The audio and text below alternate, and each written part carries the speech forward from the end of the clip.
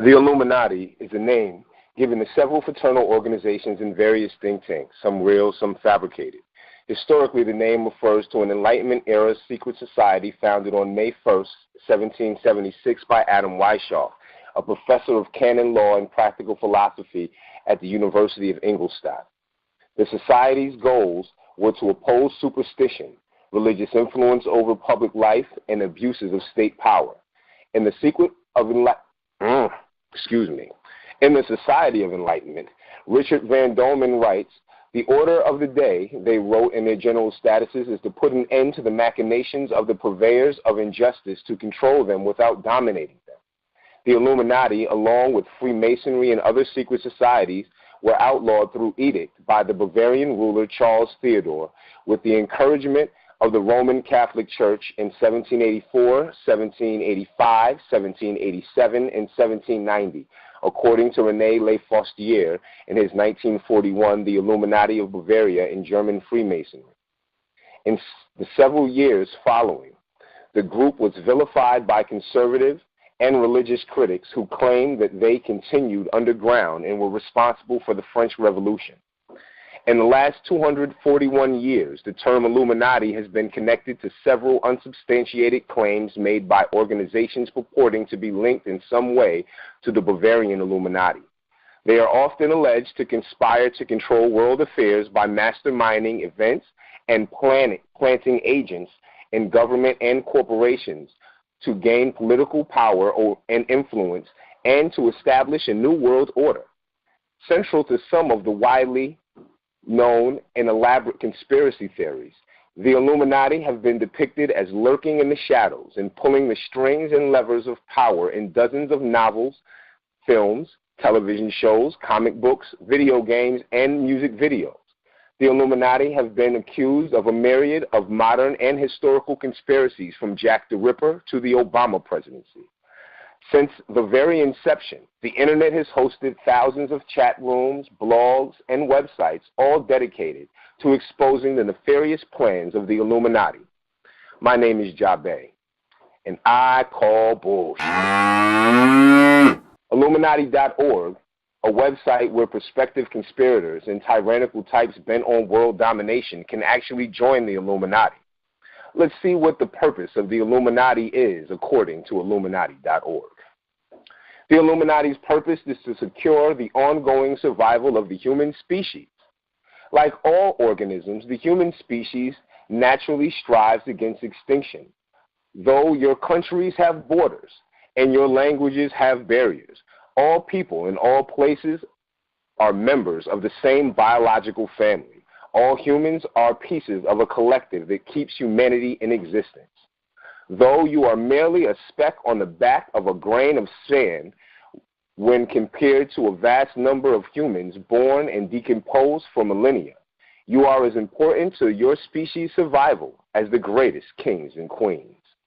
The website goes on to state, a human will turn on one of its own species for reasons that will never matter in 1,000 years, and likely not matter in even 100 or 10, while you have seen the light in the distance and chosen to follow it. Even if for mere curiosity, there are millions more whose backs are turned against its glow. The Illuminati operates various departments and programs for the benefit of all people in all places, from all generations, by protecting the interests of humanity as a whole. Our organization has ensured the ongoing dominance of the human species over every other creature and predator on this planet.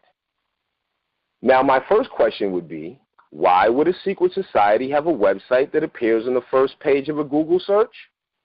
Of course, the website offers little information about this, but we do learn that the Illuminati is not a church, religion, political group, or charity organization, but an elite collective of global influencers whose work to further the interests of the human species as a whole.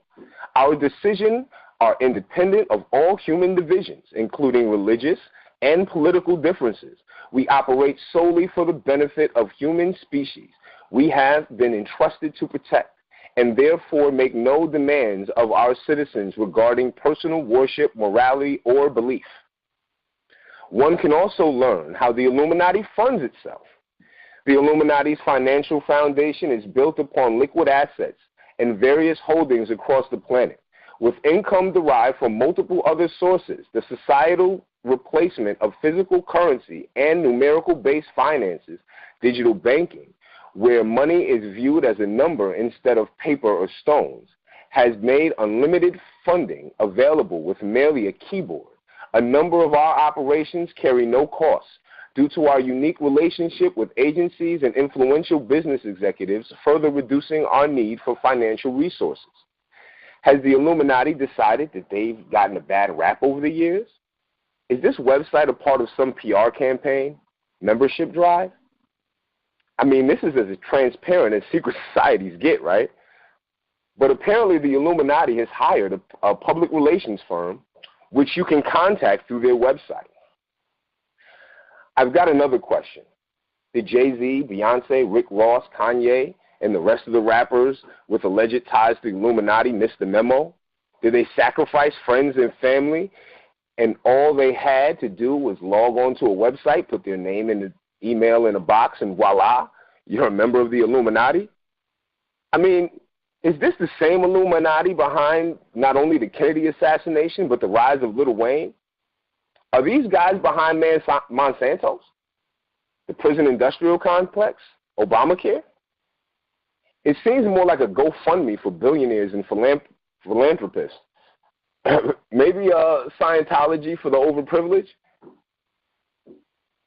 By now, most of us have perused the pages of such literary classics as Behold the Pale Horse and the B666. We've read the stories of alien contact, top secret documents. Some have proven to be true, but most have not. What are we doing? Ideas of the Illuminati conspiracy have captured the minds of millions of Americans who have bought into the belief that the galactic reptilian imperialists are hiding amongst us, awaiting the day that their ultimate plan for global domination is complete. We would be lying to ourselves if we don't admit that at least in some part, America's Illuminati-driven paranoia was not responsible for the election of Donald Trump, Kovifi. But is there some truth in all?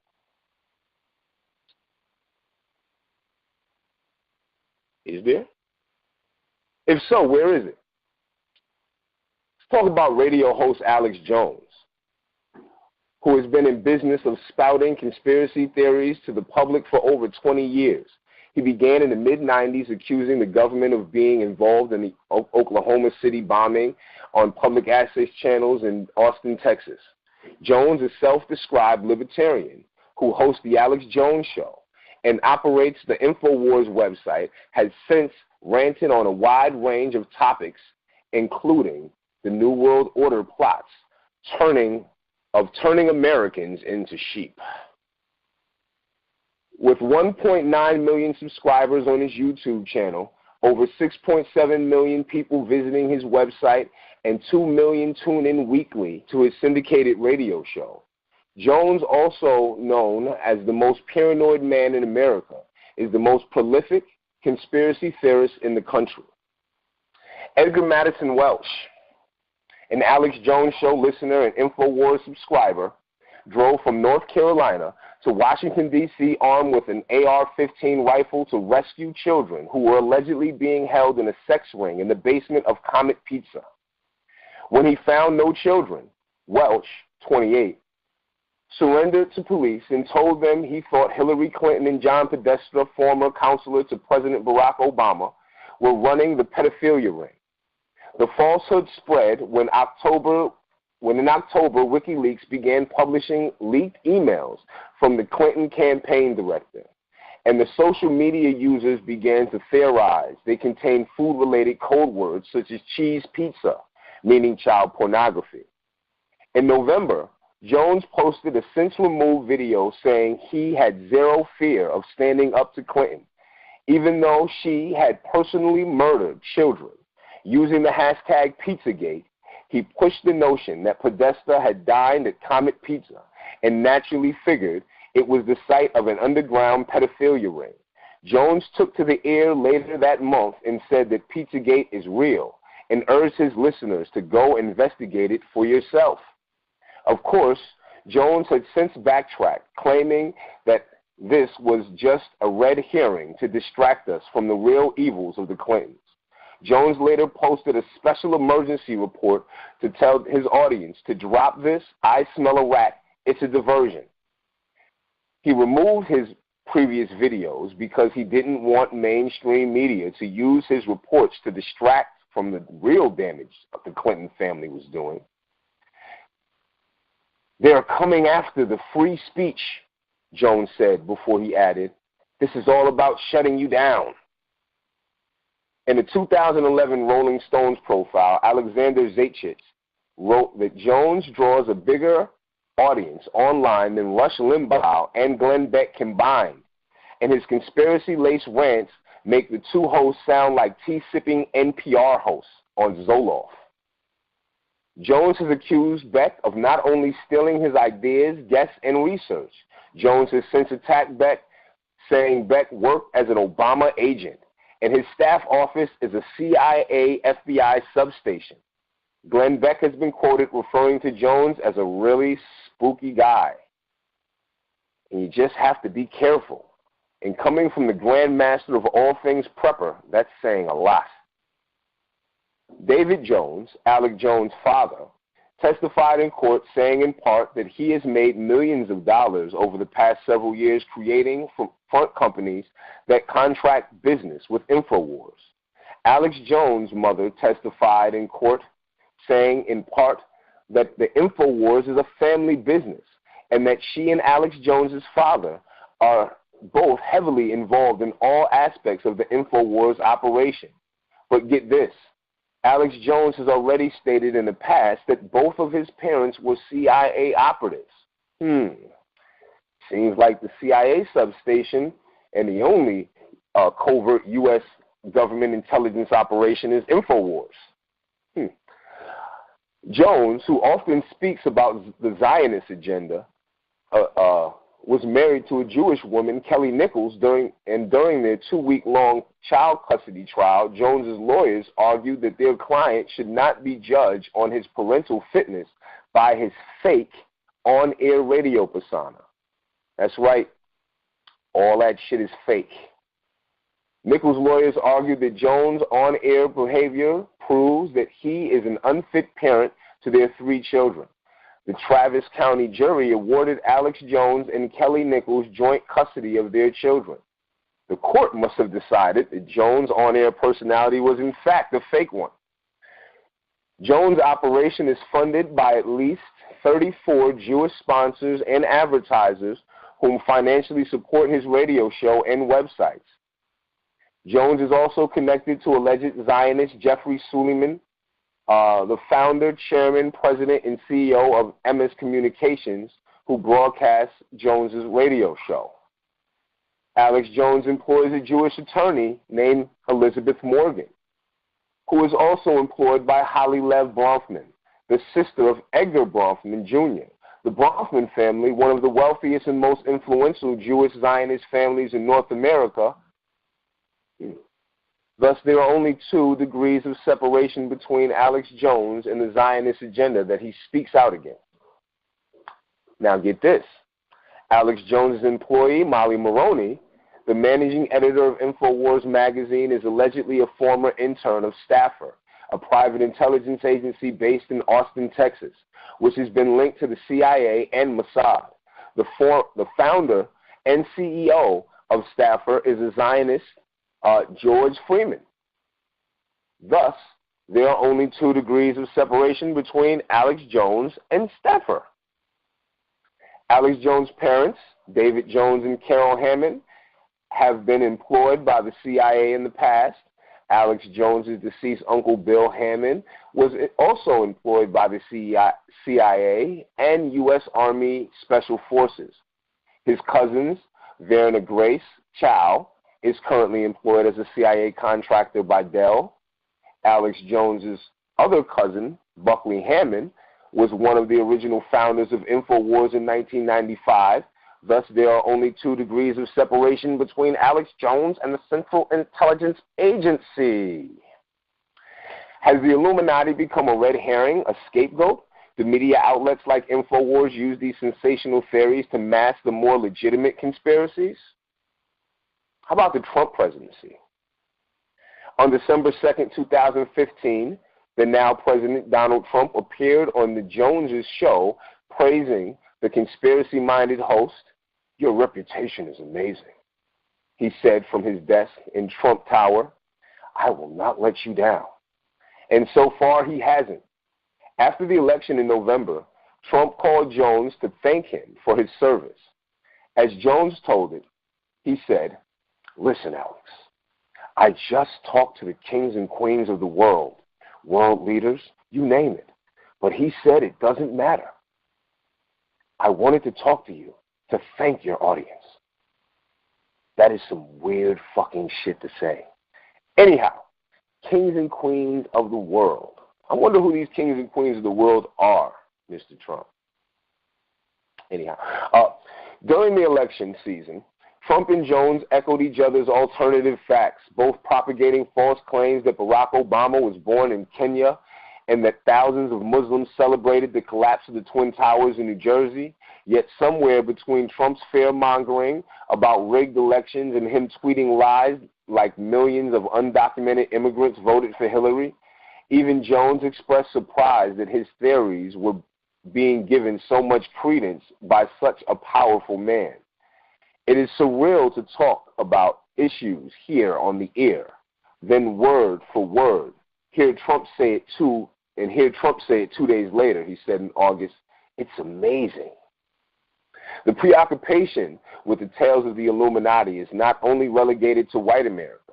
A simple Google search will reveal that blacks have also developed a love-hate relationship with the Illuminati. For instance, in 1967, John A. Williams' novel, A Man Who Cried I Am, when his novel was first published, Williams photocopied portions of the book detailing the King Alfred plan and left copies in the subway car seats around Manhattan. Three the Hard Way, a 1974 blaxploitation film starring Fred Williamson, Jim Brown, and Jim Kelly, written by Eric Berkovocci and Gerald L. Ludwig, and directed by Gordon Parks Jr., featuring the three hottest black action stars at the time, shutting down the plot of a white supremacist conspiring to kill blacks by poisoning the water supply. Sam Greeley's The Spook That Sat by the Door and similar films, Gil Scott-Heron's song King Alfred Plan, the hysteria surrounding the anti-communist laws of the 1950s. Jim Jones and his People's Temple spoke about this plot. All these factors, all of these lunatics and sensationalists led to several urban myths surrounding government-sponsored plans to kill black people, and by the 1990s was connected to the Illuminati mythos. Illuminati wants my mind, soul, and my body, secret society, trying to keep their eye on me. In my opinion, after the decline of the Black Power movement with the deaths of imprisonments of key leadership in the late 70s and early 80s, the rise of the crack epidemic, which is a confirmed conspiracy, and the influence of black Islamic groups of the time, introduced a new generation to the idea that the Illuminati in some way is at fault for the conditions of the black community. Even today, any symbolism associated with the Illuminati's doctrine in any way is immediately viewed as evil by blacks who are in most cases overly superstitious and ignorant to the age of enlightenment. Even today, a black entertainer is not really considered successful unless they are rumored to be a part of the Illuminati, some sort of government agency, or gay. But that's a topic for another show. Black people overall, superstitious, religious, and spiritual beliefs are killing them in the United States. And the preoccupation with the Illuminati and its association with Satanism and evil is a total waste of time for black people concerned with it.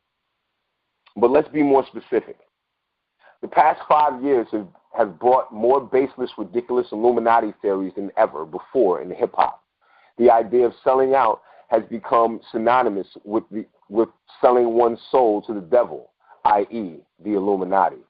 Several celebrities' personal tragedies have led to further speculations of Illuminati blood sacrifices and initiation. Let's take Jennifer Hudson, for instance.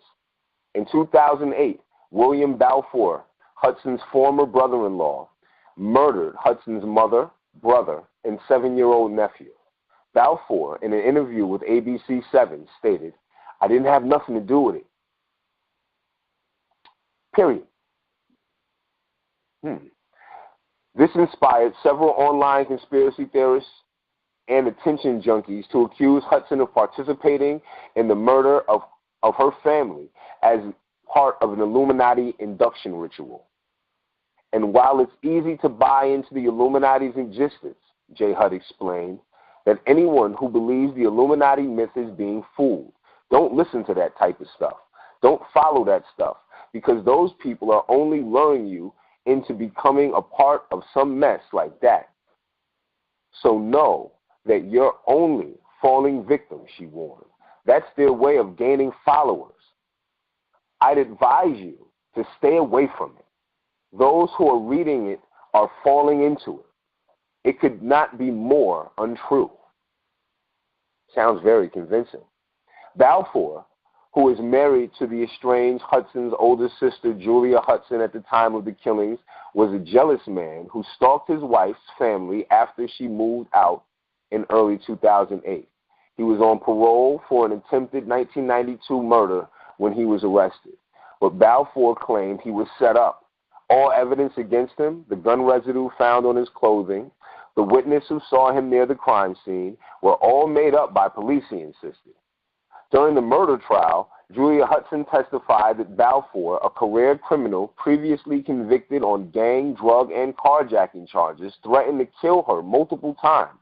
Balfour rejected that claim in his first ever interview. "We wasn't even in a relationship anymore," he said. Witnesses told police,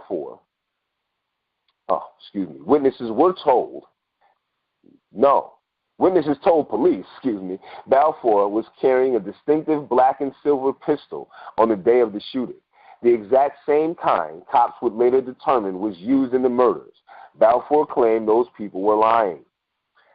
County Cook Circuit Judge Charles Burns told Balfour, "You have the heart of an Arctic night," during the 2012 sentencing.